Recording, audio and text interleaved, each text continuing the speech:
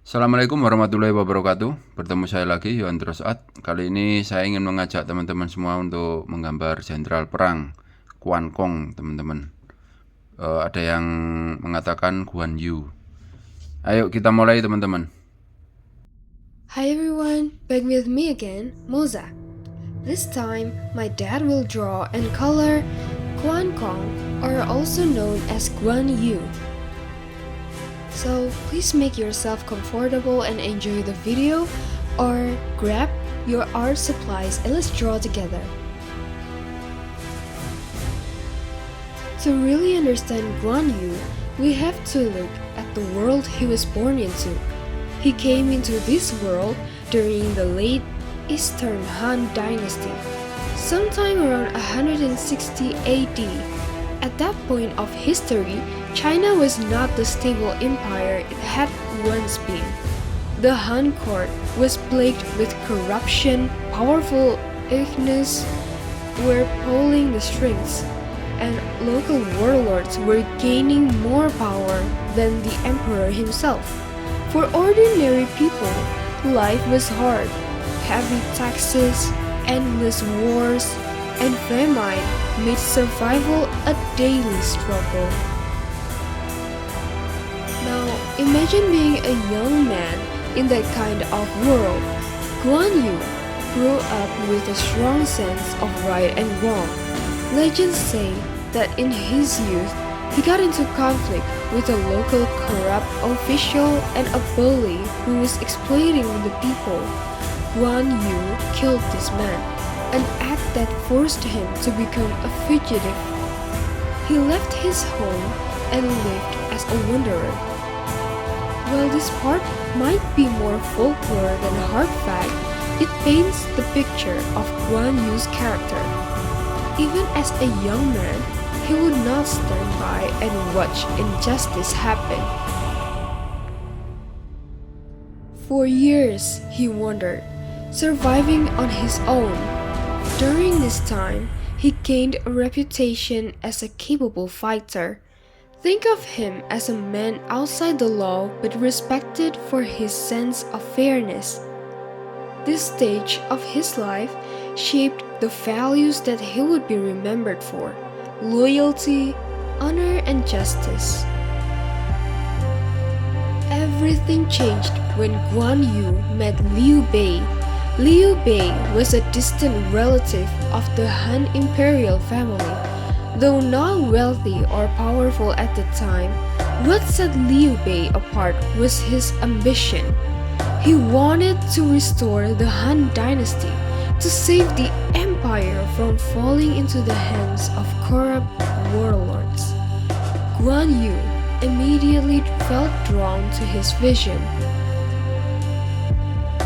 Alongside with them was Zhang Fei, a bold and hot-tempered man who ran a butcher shop. Together, these three very different men decided to unite their destinies. And so, in one of the most legendary scenes of Chinese history and folklore, they swore the oath of the peach garden. Under a peach tree, they sacrificed an animal and declared, "Though we were born on different days, we hope to die on the same day, the same month, and the same year." They vowed to treat each other as brothers, to share fortune and hardship alike. This oath wasn't just symbolic, it became the foundation of their lives. For Guan Yu, this moment was everything. From then on, he was no longer a wandering fugitive. He was a sworn brother, a protector, and a soldier of a cause greater than himself. This oath defined his future. Soon after, Guan Yu, Liu Bei, and Zhang Fei raised a small volunteer army to fight against the Yellow Turban Rebellion, a massive peasant uprising that rocked the empire. Guan Yu's martial skill quickly stood out. He wasn't just another soldier, he became Liu Bei's right-hand man. As the Han dynasty continued to collapse, warlords across China fought for power. Guan Yu stayed by Liu Bei's side through constant battles, betrayals, and shifting alliances. Unlike many who abandoned their leaders in search of power, Guan Yu never broke his oath, and in a time where loyalty was rare, this made him stand out. From these beginnings, a fugitive turned sworn brother, Guan Yu's legend grew. The background of his life isn't just the story of one man, it's also the story of a crumbling empire, of men searching for order in chaos, and of a warrior who became a symbol of values that outlived the dynasty itself. Now, let's paint the picture of Guan Yu. Most historical accounts and artistic depictions describe him as a man of towering height and commanding presence. He was said to be nearly 7 feet tall by modern standards. Of course, that might be exaggerated, but it emphasizes how imposing he must have been compared to ordinary men of his time. Next, his most famous feature, his beard. Guan Yu's beard was described as lush, flowing, and reaching down to his chest, earning him the title the Beautiful Beard. In fact, ancient texts often referred to him simply as the man with the magnificent beard. His face, according to legend, had a reddish hue, almost like the color of a jujube fruit. In opera and art, this became exaggerated into a full-on crimson red face, symbolizing bravery, loyalty, and righteousness. When he appeared on the battlefield, he wore flowing robes, heavy armor, and carried his iconic weapon, the green dragon crescent blade, known in Chinese as the Qinglong Yanyi Dao. This massive guandao, half-spare, half-curved blade, was said to weigh over 40 kilograms, though again, this might be myth. Still, imagine a warrior riding into battle, beard flying in the wind, wielding a blade taller than most men. That's the visual of Guan Yu. So what made Guan Yu so feared and respected? Let's talk about his skills. First, Guan Yu was an extraordinary warrior. His strength was legendary, able to cut down dozens of enemies in one charge. He was also an expert horseman, often depicted riding his famous steed, the Red Hare.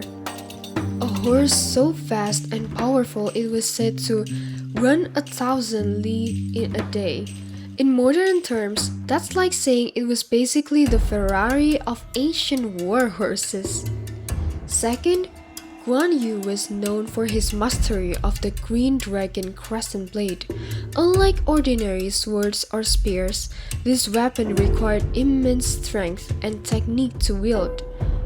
Guan Yu used it to perform sweeping attacks that could scatter enemy troops like leaves in the wind. Third, beyond brute strength, Guan Yu had the discipline and strategy of a general. He wasn't just muscle, he commanded armies, held territory, and was trusted with major responsibilities. At one point, Liu Bei entrusted him with guarding important lands while the other forces were campaigning. That shows the level of trust placed in him. Finally, his greatest skill wasn't even physical. It was his unshakable loyalty and integrity. Guan Yu famously refused to serve rival warlords, even when tempted with riches and power. That moral strength became as legendary as his fighting ability. Now let's dive deeper into Guan Yu's actual role in the Three Kingdoms saga. When Liu Bei, Guan Yu, and Zhang Fei swore their oaths, they joined the long struggle against the corrupt, hand-court, and rival warlords.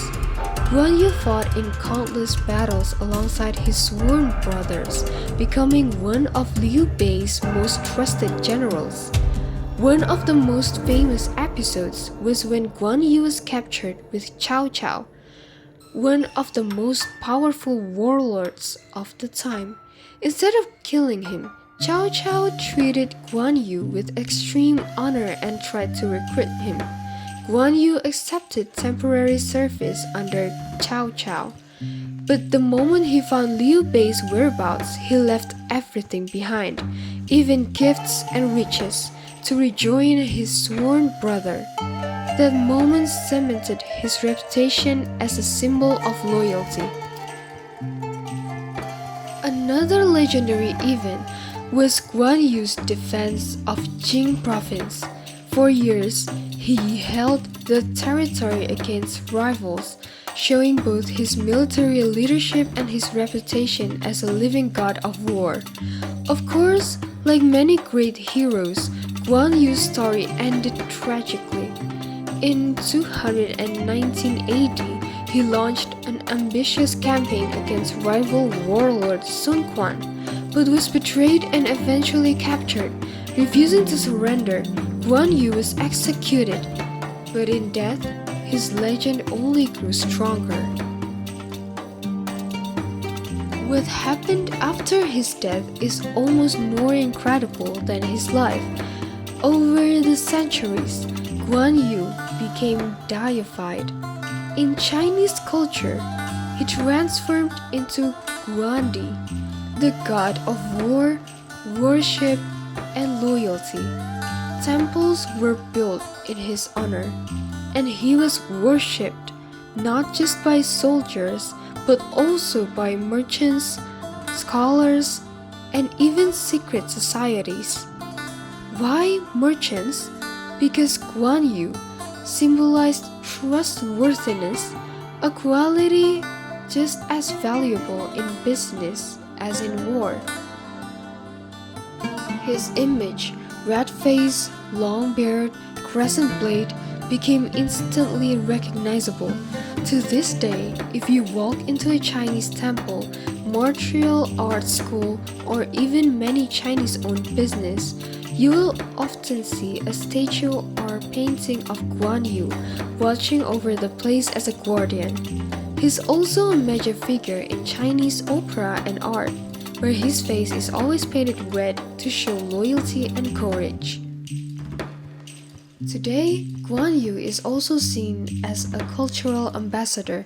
He represents Chinese values of loyalty, righteousness, and courage. His imageries appears on banknotes, martial arts school, and countless souvenirs. And I think that is all that I can share about Guan Yu or Guan Kong. If you like this video, please do hit the like button, subscribe, and also request drawing that you like. See you on the next video. Over and out.